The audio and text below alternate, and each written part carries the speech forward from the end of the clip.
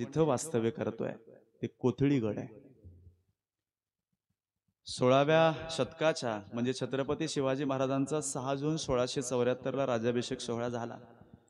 त्याच्या अगोदरच्या काळामध्ये या कोथळी गडाची स्थापना करण्यात आली. या गडाचा वापर म्हणजे जे वाचलं ते तुमच्या समोर मांडतो. शस्त्रसाठा लपवण्यासाठी केला जात होता. आजही तुम्ही गेलात तर त्याच्या पूर्व भागाला जो उत्तरार्ध आहे त्याचा तिथं गुहा आहेत काही.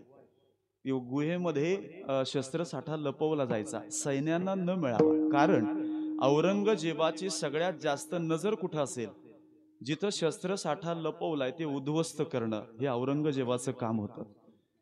आणि शस्त्रसाठा लपवलेलं एक गड म्हणजे या कर्जत तालुक्यातलं कोथळीगड आहे रायगड जिल्ह्यातलं.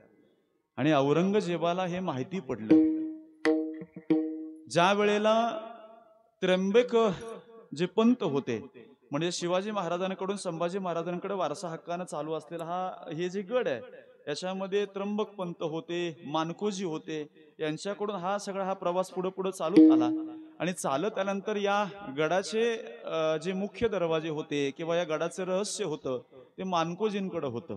मानकोजी बांधारे असं नाव आहे. इतिहासात थोडंसं वेगळं नाव आहे, पण तुम्ही बाबासाहेब पुरंदरेंचा इतिहास वाचला तर त्यांचं खरं नाव त्याच्यामध्ये येत आहे. ज्या वेळेला ही स्वराज्याची रचना करत असताना किंवा या गडाच्या मुख्य द्वारावरती कोणाला उभं करावं तर मानकोजींना उभं केलं. पण काजी हैदर नावाचा छत्रपती संभाजी राजांचा अतिशय जवळचा सैनिक औरंगजेबानं त्याला फितूर केलं आणि काजी हैदरनं मानकोजींना फितूर केलं आणि त्याच्यामुळं या गडाला त्यांनी आपल्या जवळ प्राप्त केलं. आणि ज्या वेळेला या गडावरती पहिली मोहीम किंवा पहिला हल्ला झाला औरंगजेबाच्या माध्यमातून जेवढे सैनिक होते कदाचित आपले पूर्वज सुद्धा असतील त्याच्यामध्ये तेवढे सगळे सैनिक त्या गुहेमध्ये कापले गेले. जिवंत एकालाही सोडलं नाही. कारण हे गड असं आहे याची रचना अशी आहे इथून आत जायला वाट आहे पण बाहेर यायला वाट खूप कमी आहे. म्हणजे नाहीच येत असं समजा. आपल्या सगळ्या सैन्यांना तिथं कापलं होतं.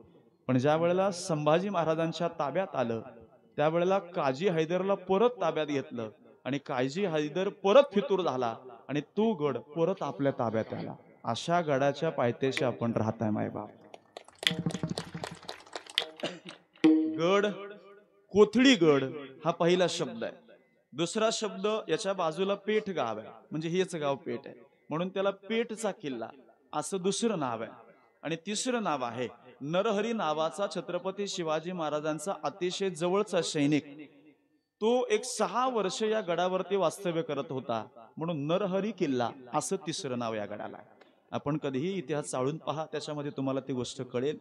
अशा या ऐतिहासिक क्षणाच्या ऐतिहासिक गडाच्या पायथ्याशी आपण वास्तव्य करता.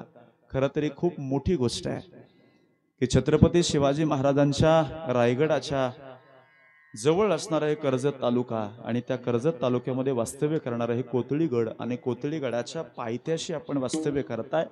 अर्थात हा पेठचा किल्ला अर्थात त्याला कोथळीगड म्हटलेला आहे.